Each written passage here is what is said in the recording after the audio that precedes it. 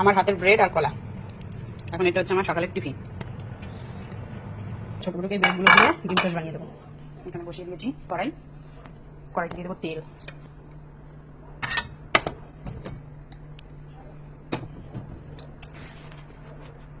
ব্রেডগুলো ছেঁকে নেবো।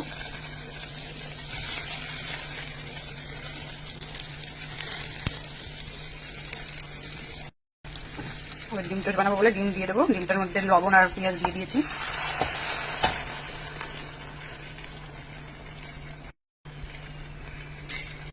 Homemade bread দিয়ে আর ডিম দিয়ে ডিম টোস্ট বানিয়েছি ছোট বটুর সকালের টিফিন।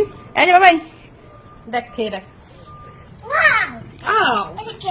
হ্যাঁ, এটা ব্রেড আছে আর ডিমও আছে। মা বানিয়েছে যে ব্রেড, ওই ব্রেড দিয়ে সুন্দর করে ডিম টোস্ট বানিয়ে দিয়েছে। খেয়ে বলো তো কেমন হয়েছে। বটু বসে পারো, খেয়ে দেখো তো ভালো কিনা। দারুন। আচ্ছা তাহলে খেয়ে নাও। হ্যাঁ ঠিক আছে। এইখানে রয়েছে ফল আর স্যালাড।